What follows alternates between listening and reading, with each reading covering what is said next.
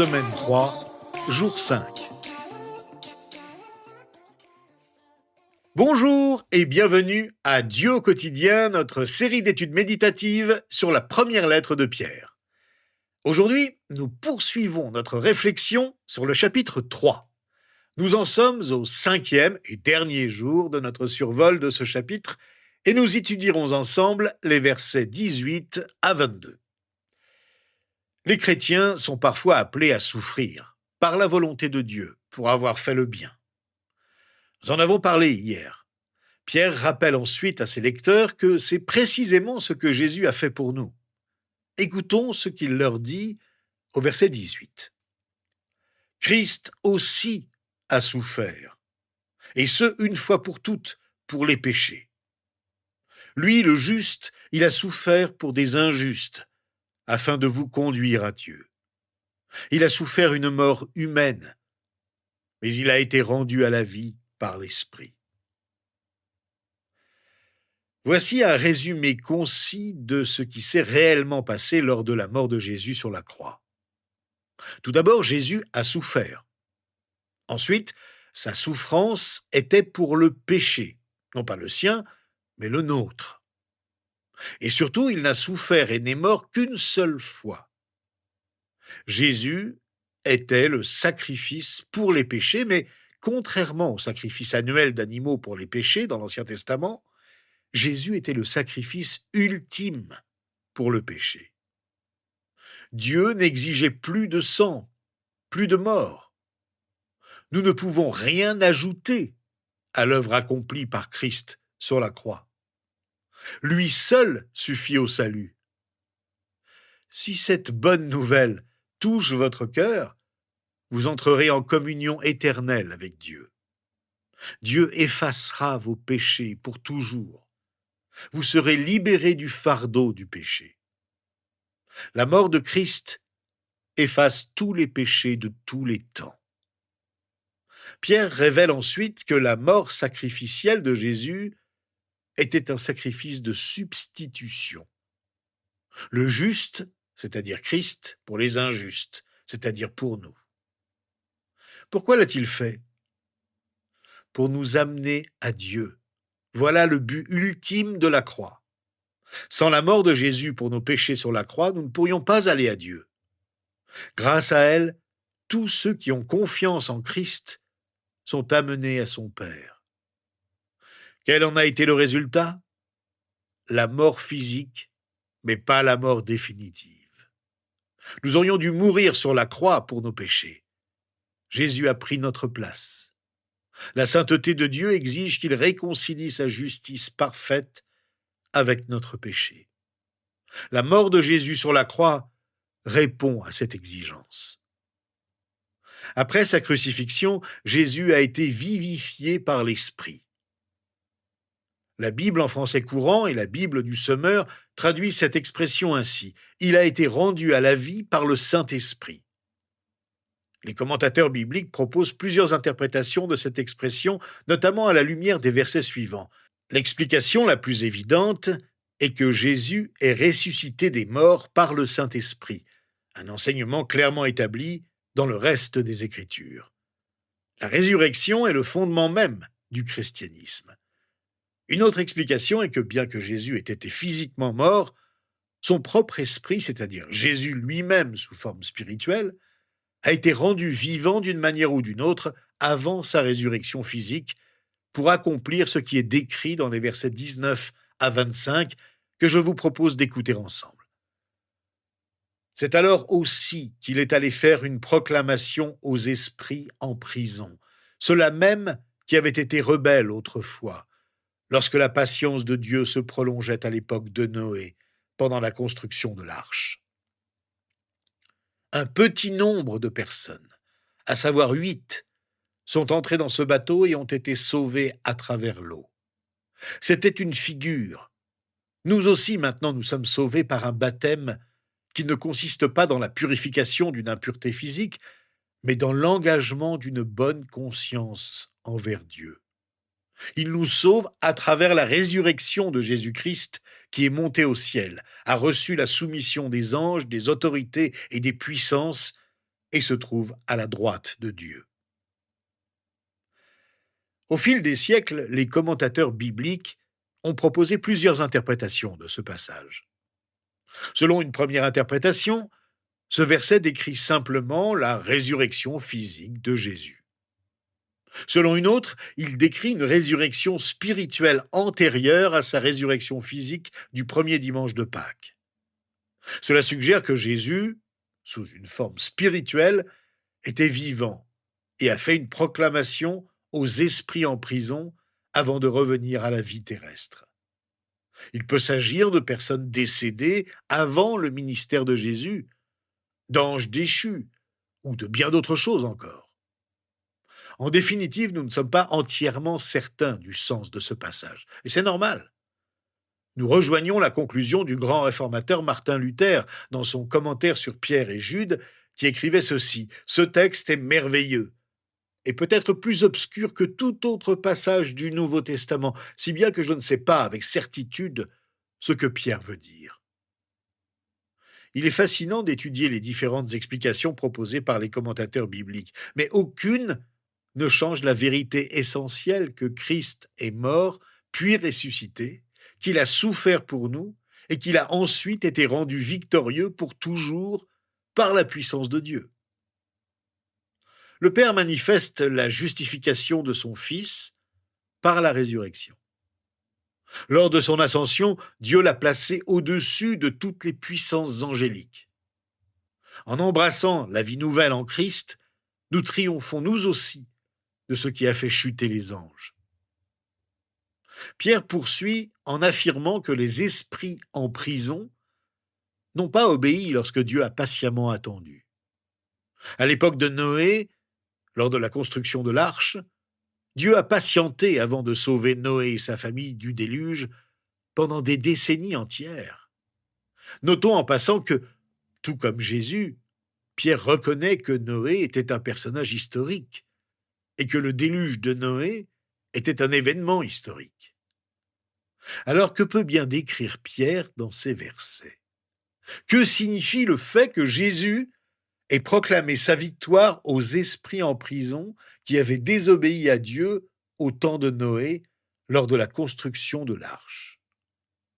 Les commentateurs bibliques proposent plusieurs interprétations. Deux des plus répandues sont que l'Esprit de Jésus a prêché, par l'intermédiaire de Noé, à ceux qui vivaient dans la désobéissance à cette époque. Une autre interprétation est que Jésus est allé proclamer sa victoire sur la mort aux anges déchus, désormais emprisonnés, qui avaient désobéi à Dieu à cette époque.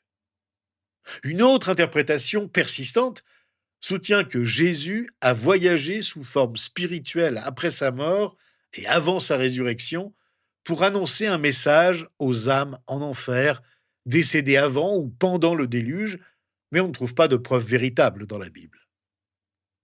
Toutes ces interprétations soulèvent de nombreuses questions auxquelles il est difficile de répondre. En définitive, nous ignorons la signification exacte des versets de Pierre. Ce que nous savons, c'est que Jésus est mort physiquement, puis ressuscité, qu'il a souffert, puis a été victorieux pour l'éternité par le Père. Pierre vient de conclure plusieurs versets difficiles à comprendre par une référence à l'arche de Noé. Dans cette embarcation, 8 personnes ont été sauvées à travers l'eau. L'apôtre brosse ici un tableau saisissant. De même que le salut de Noé face au jugement de Dieu était lié à l'eau, le salut du chrétien l'est aussi, en l'occurrence l'eau du baptême. Les eaux du déluge ont lavé le péché et la méchanceté, inaugurant un monde nouveau, un nouveau départ devant Dieu. L'eau du baptême accomplit la même chose, marquant le passage de l'ancien au nouveau. Mais ce passage est également controversé. Les commentateurs bibliques en proposent différentes interprétations.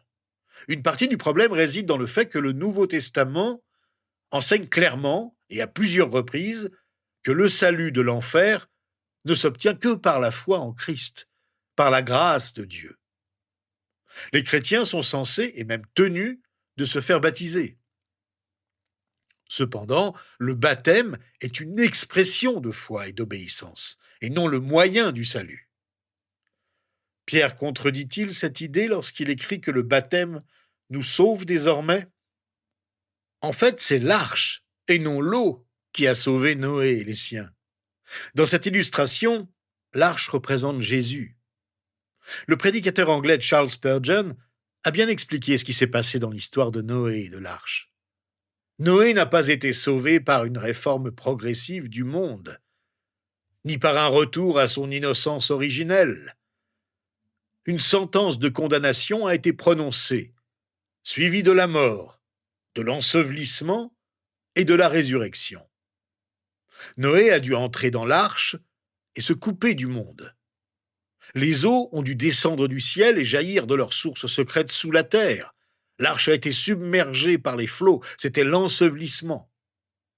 Puis, après un certain temps, Noé et sa famille ont dû renaître dans un monde de vie nouvelle, celui de la résurrection. À propos du baptême, il est clair, d'après ces autres récits, que Pierre ne suggère pas que l'acte même du baptême soit ce qui assure le salut éternel. Au contraire, si l'on considère le passage dans son ensemble, il semble affirmer que c'est la résurrection de Jésus-Christ qui nous sauve. C'est à cette résurrection que les chrétiens expriment publiquement leur foi lors du baptême. Cette interprétation est confortée par l'emploi de l'expression « c'était une figure », une image suggérant un parallèle plutôt qu'une identité. La résurrection de Jésus nous donne confiance en Dieu et nous accueille en sa présence. Aujourd'hui, comme au temps de Noé, nous sommes sauvés par le baptême issu de la mort de Christ. En lui, Dieu nous offre une nouvelle vie, nous donnant une conscience pure devant lui. Lorsque nous entrons dans la véritable arche, c'est-à-dire la mort de Christ pour nos péchés, Dieu sauve nos âmes. La résurrection est la garantie que Dieu nous accueillera en sa présence pour l'éternité. Une autre lecture possible est que le mot « sauve » ne se réfère pas du tout au salut éternel. Selon cette perspective, Pierre dirait plutôt que le fait de s'identifier publiquement à Christ par le baptême nous préserve de la tentation de dissimuler notre foi pour éviter les souffrances et les persécutions dont les chrétiens sont victimes, souffrances auxquelles il fait référence. Quoi qu'il en soit, ce baptême d'eau ne vise pas à purifier physiquement une personne. Il s'agit de demander à Dieu une bonne conscience ou de s'unir à Dieu en toute conscience. Au verset 16 de notre chapitre, Pierre a écrit que les chrétiens doivent vivre dans le monde avec une bonne conscience, afin que personne ne puisse les accuser de mal agir. Le baptême public participe à l'établissement de cette bonne conscience devant Dieu et devant le monde. Et tout cela est rendu possible par la résurrection de Jésus, qui révèle la puissance de Dieu pour donner la vie éternelle. Au dernier verset de notre chapitre, Pierre poursuit en décrivant où se trouve Jésus actuellement. L'apôtre était présent le jour de l'ascension de Jésus au ciel et l'a vu de ses propres yeux. Il révèle maintenant où Jésus est allé et ce qu'il fait. Le Seigneur est monté au ciel, a reçu la soumission des anges, des autorités et des puissances et se trouve à la droite de Dieu. Aujourd'hui, Jésus est au ciel, à la place d'honneur suprême, à la droite de Dieu. Il a retrouvé son Père et y demeure. Le Père a conféré à Jésus l'autorité suprême dans l'univers. Il règne sur les anges, les autorités et les puissances, tant humaines que surnaturelles. En réalité, Jésus règne sur toute la création, comme l'apôtre Paul l'affirme dans sa lettre aux Colossiens au chapitre 1, versets 15 à 18. Le Fils est l'image du Dieu invisible, le premier-né de toute la création.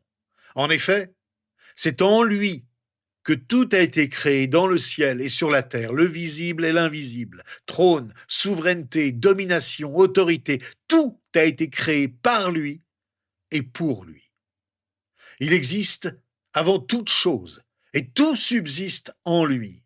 Il est la tête du corps qu'est l'Église, il est le commencement, le premier-né d'entre les morts, afin d'être en tout le premier. L'ascension de Christ au trône du Père nous assure une place de choix en sa présence. L'opposition des hommes ou des démons ne peut contrecarrer le plan de Dieu pour le salut de ceux qui lui appartiennent. Jésus a remporté la victoire en ressuscitant et en proclamant sa victoire aux démons déchus. La preuve ultime en est son ascension, lorsque Dieu lui a conféré l'autorité sur toute la terre. Nous vivons dans une culture de liberté. Jésus triomphe des forces mauvaises qui veulent nous écarter de lui. Dieu nous justifie en lui. Nous n'avons rien à craindre, car nous vivons dans la lumière de la résurrection et de l'ascension de Jésus-Christ. Remercions-en Dieu dans la prière et la reconnaissance. Seigneur, notre Dieu et notre Père, merci pour l'œuvre que Jésus a accomplie en notre faveur, en faveur de tous ceux qui t'ont accepté par la foi dans leur cœur. Ton œuvre est si merveilleuse que nous ne parvenons pas à la comprendre. Ce que nous savons, c'est que Jésus-Christ, ton Fils unique, est en tout le premier. Seigneur, qu'il le soit dans nos vies au quotidien. Que sont nos souffrances à côté des siennes?